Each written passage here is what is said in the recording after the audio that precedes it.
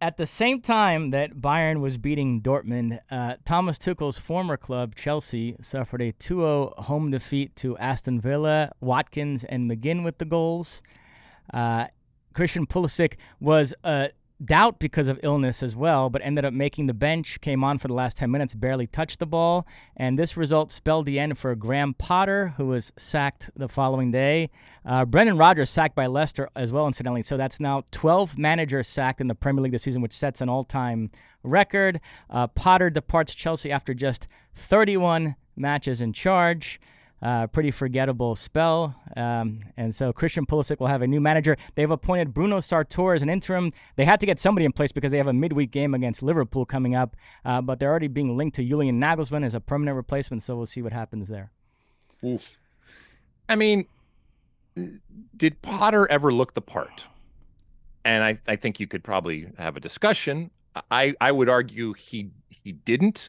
This is a Chelsea team, and you can see he's been put through the grinder. Keep in mind that I think if you look at the win percentage, like Ruud Gullit had a better win percentage than Potter. So it obviously did not go well for him. And you can argue, and I'm sure he will argue, yes, but look at, the Artetas and stuff like that. But even Arteta gave you something to hang on to. And ultimately, there was nothing left to hang on to. This was a team that, despite the money, despite the talent, despite the quality that few coaches around the world would pass up and would gladly change to be in charge of, he couldn't get it to work.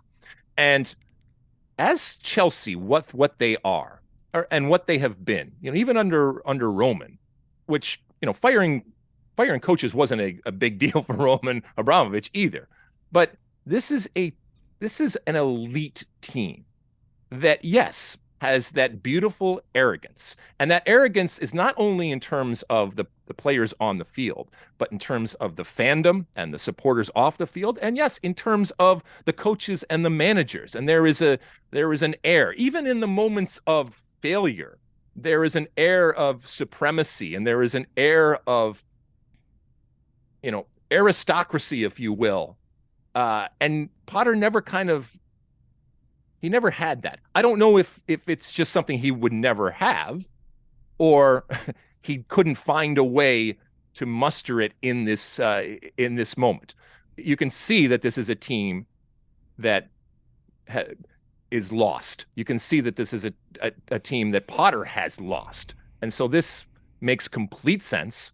This is not going in the right direction. And look, they've already shown that money is no object. Not that it ever was before, but if it's a problem, fix it now and pay the money that you have to and go get the person that you think is going to come in. And by the way, it has nothing to do with being English or anything like that. You can not have that gravitas from wherever you come from, whether it's England or someplace else. And you know it when you see it. You can feel it, and it just never really clicked for him. And so I'll be interested to read his book or hear his Potter. I'm talking about his interviews as to what he ultimately thought did him in and what the problem was, because he can't blame money, he can't blame talent, and yes, he had a big squad, but like I said, that's not something that you would is going to fly in terms of the reasons or the complaints. With all due respect to Graham Potter, I would not read his book if he were to write one. But on the American front, we know in the English media there's an anti-American bias, and before Todd Boehly even walked in the door, they were already portraying him as this rube. But unfortunately, he's kind of validating that view, because this has been a very chaotic start to his reign. As you mentioned, there's some romanticism now of the Roman Abramovich era. There were plenty of head-scratching moments there as well. But I don't know, this has not been a great start for American Todd Boehly in charge of Chelsea, sacking 2 managers in a few months here, and the team mired in 11th place in the table. And the sense that he's spending money, but kind of willy-nilly, and the players he's brought in aren't really performing. And come on. That's the part you object to. Well, no, I don't. Yeah, I reject that, in that Roman Abramovich was willy-nilly. He spent ridiculous amounts of money. And yes, it translated into a team that won. And when it didn't win or wasn't heading in the right direction, he came in and was ruthless. And so Todd Boehly is being ruthless. Now, is it ruthless because he recognizes the mistakes that either he made or that others made for him? Fine, it doesn't really matter. But if Roman was doing the exact same things right now, I don't think by any stretch of the imagination people would be screaming and yelling about the rube or the delusion or the inability to understand what he, and I'm talking about Todd, has gotten himself into. And that American part of it would never be applied if Roman was doing this type of stuff. You like that clip?